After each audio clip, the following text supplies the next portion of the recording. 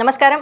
ప్రస్తుతం మనతో పాటు ప్రముఖ ఆధ్యాత్మికవేత్త, ప్రముఖ జ్యోతిష్య వాస్తు పండితులు జగన్నాథ ఆచార్యులు గారు ఉన్నారు. వారితో మాట్లాడేద్దాం. నమస్కారం గురువుగారు. నమస్తే. 2024 సంవత్సరం జనవరి నెలలో మరి మీ కర్కాటక రాశి వారికి ఎలా ఉండబోతుందో తెలియజేస్తారా? ఈ యొక్క కర్కాటక రాశికి ఈ యొక్క లగ్నాధిపతి అయినటువంటి చంద్రుడు ఎక్కడ ఉంటే అక్కడ నుంచి శుభ పరిణామాలనే ఫలితాలనే ఇచ్చే అవకాశాలు చాలా ఎక్కువగా ఉంటాయి. ముఖ్యంగా ఫుడ్, వ్యవసాయ సంబంధించిన ఉత్పత్తులు, పాలకు సంబంధించిన ఉత్పత్తులు, ఇట్లాంటి విషయాల్లో బాగా రాణింపు ఉంటుంది. అలాగే కిరాణా సామాన్లకు సంబంధించిన బిజినెస్లు, ఇట్లాంటి వాటిల్లో మంచి లాభాలు ఉంటాయి. అలాగే ఇన్స్టెంట్ ఫుడ్స్, వీటిల్లో కూడా బాగా రాణింపు అధికంగా ఉంటుంది. ముఖ్యంగా చంద్రదశలు, అంతర్దశలు నడిచినట్లయితే ఈ ప్రభావం ఇంకా ఎక్కువగా ఉంటుంది. అలాగే ద్వితీయాధిపతి అయినటువంటి సూర్యుడు ఎక్కడ ఉంటే అక్కడ నుంచి కొద్దిగా వ్యతిరేకమైన ఫలితాలను ఇచ్చే అవకాశం ఉంటుంది. కాబట్టి ఈ యొక్క సూర్యుడు ప్రస్తుతము ఈ యొక్క 6వ ఇంట్లో ఉండడం వల్ల శత్రు రోగ రుణాది పీడలు కలగజేసే అవకాశం ఉంది. అలాగే అనవసరమైన ఖర్చులు మరియు కుటుంబంలో చిన్న చిన్న మనస్పర్ధలు లాంటి వాటికి కొద్దిగా కారణం అవుతున్నారు. కాబట్టి ఈ విషయాల్లో కొద్దిగా జాగ్రత్తగా వ్యవహరిస్తే మంచిది. అలాగే చిన్న చిన్న శత్రుపీడ మరియు వేరే వాళ్ళ గురించి మనం మంచిగా మాట్లాడిన వేరే వాళ్ళు మన గురించి చెడ్డుగా చెప్పడం లాంటి వాటి వల్ల సమస్యలు వచ్చే అవకాశం ఉంది. కాబట్టి ఈ విషయాల్లో కొద్దిగా జాగ్రత్తగా ఆచితూచి వ్యవహరించగలరు. అలాగే తృతీయ మరియు వ్యయాధిపతి అయినటువంటి ఈ యొక్క బుధ భగవానుడు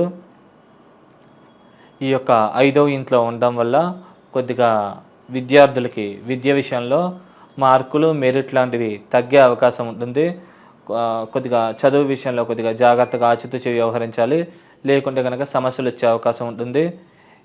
కొద్దిగా పెద్దవాళ్ళు చెప్పిన మాట వినాలి. లేకపోతే కనుక మార్కులు తగ్గడం, కొన్ని సందర్భాల్లో ఫెయిల్ అయ్యే అవకాశాలు కూడా ఉంటాయి. కాబట్టి ఈ విషయాల్లో కొద్దిగా జాగ్రత్తగా ఉంటే మంచిది. అలాగే మాటల్లో తడబాటు, మాట వల్ల సమస్యలు లాంటివి కూడా వచ్చే అవకాశం ఉంది. మరియు అధికమైన ధన ఖర్చులు, స్నేహం పేరిట మోసాలు, ఇట్లాంటి వాటి వల్ల నష్టపోయే అవకాశం ఉంది. కాబట్టి ఈ విషయాల్లో జాగ్రత్తగా ఉంటే మంచిది. అలాగే చతుర్థ మరియు లాభాధిపతి అయినటువంటి శుక్ర భగవానుడు కూడా ఈ యొక్క 5వ ఇంట్లోనే ఉండడం వల్ల విద్యాటంకాలు లాంటివి కలిగే అవకాశం ఉంది. అలాగే శత్రు రోగ రుణ పీడాలు ఇలాంటివి మరియు భూమి పరంగా చిన్న చిన్న లిటికేషన్స్ లాంటివి వాటితో ఇబ్బంది పడే అవకాశం ఉంది. అలాగే లాభాల పేరుతో స్వల్పంగా నష్టం జరిగే అవకాశం ఉంది. కాబట్టి ఈ విషయాల్లో జాగ్రత్తగా ఆచితూచి వ్యవహరించగలరు.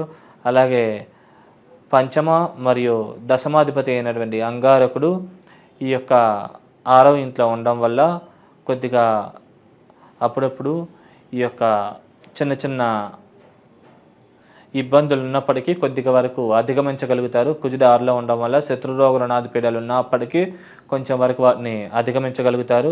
మరియు భాగ్యాభివృద్ధి, నిల్వధనము పెంపొందడం లాంటి పరిణామాలు జరిగే అవకాశం ఉంటుంది. అలాగే లగ్నాన్ని కుజుడు చూడడం వల్ల సెల్ఫ్ కాన్ఫిడెన్స్, ఇమ్యూనిటీ లెవెల్స్ పెరిగే అవకాశం ఉంది. అలాగే దైవికమైన కార్యక్రమాలు, సేవా కార్యక్రమాలు చేయాలనే ఆసక్తి కూడా అధికంగా కలిగే అవకాశం ఉంది. అలాగే ఈ లగ్నానికి షష్ఠ మరియు భాగ్యాధిపతి అయినటువంటి గురు భగవానుడు ఈ యొక్క దశమంలో ఉండడం వల్ల వృత్తిపరమైన అభివృద్ధి, సంఘంలో పేరు ప్రతిష్టలు, గౌరవ మర్యాదలు పెరగడం లాంటి పరిణామాలు అధికంగా జరిగే అవకాశం ఉంటుంది. అలాగే గురువు యొక్క శుభదృష్టి 2వ స్థానం మీద ఉండడం వల్ల కుటుంబంలో వ్యక్తులు అర్థం చేసుకోవడం, వాళ్ళు మీరు ఏదైతే చేద్దాం అనుకుంటున్నారో అది చేయడానికి తగ్గ సహాయ సహకారాలు అందింపజేయడం లాంటి పరిణామాలు జరిగే అవకాశం అధికంగా ఉన్నది. అలాగే ఈ యొక్క 4వ స్థానాన్ని చూడడం వల్ల ల్యాండ్లకు సంబంధించి కూడా తొందరగా రేట్లు పెరిగే అవకాశం ఉంది. ఇల్లు కొనాలన్నా రేట్లు పెరుగుతాయి. అలాగే బంగారాభరణాలు కూడా అధికంగా కొనుగోలు చేస్తారు.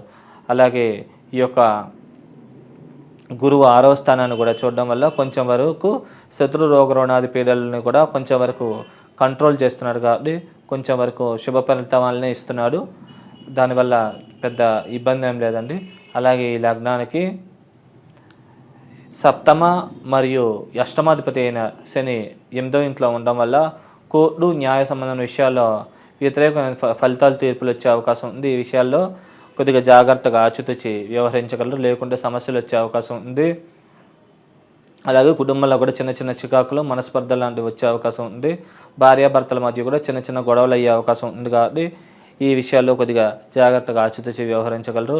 అలాగే వృత్తి స్థానాన్ని కూడా చూడడం వల్ల వృత్తిపరంగా కూడా స్వల్పమైన చికాకులు, టెన్షన్స్ లాంటివి ఎక్కువగా ఉండే అవకాశం ఉంది. అలాగే విద్యాస్థానాన్ని కూడా శని చూడడం వల్ల విద్యాపరంగా కూడా చిన్న చిన్న అధికమైన ఇబ్బందులు కలిగే అవకాశం ఉంది కాబట్టి ఈ విషయాల్లో జాగ్రత్తగా ఉంటే మంచిది. అలాగే ఈ యొక్క లగ్నానికి భాగ్యంలో రాహువు అలాగే 3వ ఇంట్లో కేతువు ఉండడం వల్ల ముఖ్యంగా రాహుమహాదశ అయిపోయి కేతు మహాదశ మిగిలి ఉంటే కనుక ఈ రాహుకేతులు ఇద్దరు కూడా అద్భుతంగా లాభించి యోగిస్తారు, మంచి శుభపరిణామాలని కలగజేస్తారు.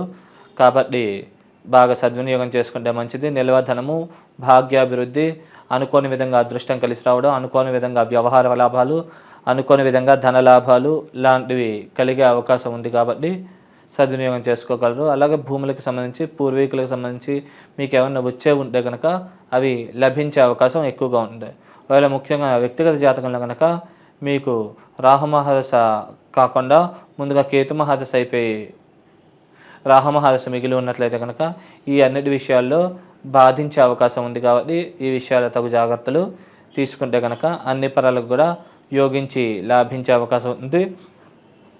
రాజకీయ నాయకులకు మాత్రం కొద్దిగా మానసిక ఒత్తిడి, చికాకులు లాంటివి అధికంగా ఉండే అవకాశం ఉంది. శత్రుపీడ లాంటిది అధికంగా ఉండే అవకాశం ఉంది. బిజినెస్ చేసే వాళ్ళకి మాత్రం కొద్దిగా మిక్స్డ్గా ఉంటుంది. కాకపోతే వాళ్ళు ఏదైతే పెట్టుబడి పెట్టారో దానికి తగ్గ మినిమం లాభాలు అయితే వచ్చే అవకాశం ఉంది కాబట్టి ఈ విషయంలో ఇబ్బంది ఏం లేదండి. విద్యార్థులకు మాత్రం అనుకూలంగా లేదు. అదొకటి కొద్దిగా జాగ్రత్తగా వ్యవహరించి దైవం మీద డిపెండ్ అయ్యి ముందుకెళ్ళినట్లయితే కనుక కొద్దిగా మెరిట్ తగ్గినప్పటికీ మీరు అనుకున్న స్థాయికి దగ్గరగా మార్కులు వచ్చే అవకాశం ఉన్నది. అలాగే మరి రాజకీయ పరంగా ఎలా ఉండబోతుంది అంటారు వీరికి? అది రాజకీయ పరంగా బాగానే ఉందండి. అది ఇందాక ఆల్రెడీ చెప్పాను,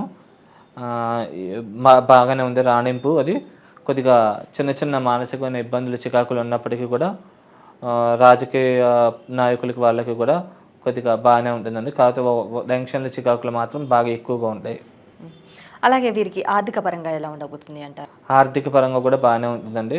కొద్దిగా వ్యాపారస్తులకు మాత్రం స్వల్పంగా లాభాలు అవి కొద్దిగా తక్కువగా వచ్చే అవకాశం ఉన్నప్పటికీ బాగానే ఉందండి, ఇబ్బంది ఏం లేదు. అలాగే మరి ఈ రాశి వారు చేసుకోవాల్సిన పరిహారాల గురించి తెలియజేస్తారా? ఈ రాశి వాళ్ళకి ముఖ్యంగా చేసుకోవాల్సిన పరిహారాలు ఉంటే కనుక రెగ్యులర్గా కూడా దగ్గరలో కనుక రామాలయం కానీ, కృష్ణాలయం కానీ, లేకపోతే రంగనాథ స్వామి కానీ దేవాలయం ఉంటే కనుక అక్కడ ప్రదక్షిణ నమస్కారాలు ఆచరించుకోవడం, అలాగే అక్కడ నైవేద్యం, డ్రై ఫ్రూట్స్ నైవేద్యంగా సమర్పించి అది ప్రసాదంగా స్వీకరించే రోజు కొంచెం స్వీకరించి బయటికి వెళ్ళినట్లయితే కనుక మీరు అనుకున్న పనిలో బాగా సక్సెస్ అయ్యే అవకాశం ఉంది. అలాగే మీరు దైవికంగా కనుక మీరు అంగారక స్తోత్రము రెగ్యులర్గా నవగ్రహాల అంగారక స్తోత్రం పారాయణ చేసుకుంటే ఎక్కువ బెనిఫిట్ పొందే అవకాశం ఉంటుంది. అలాగే మీరు దగ్గరలో గోశాల ఉంటే కనుక నల్ల నువ్వులు, మినపపిండి, బెల్లం 3 కలిపి ఆవుకి రెగ్యులర్గా తినిపిస్తూ ఉంటే కనుక మీకు ఈ విషయాలన్నింటిలో కూడా మంచి రాణింపు ఉండే అవకాశం ఉంది. శుభం. అలాగే గురువుగారు, 2024 సంవత్సరం జనవరిలో కర్కాటక రాశి వారికి ఎలా ఉండబోతుంది, అలాగే ఈ రాశి వారు చేసుకోవాల్సిన పరిహారాల గురించి కూడా చాలా చక్కగా వివరించారు. ధన్యవాదములు.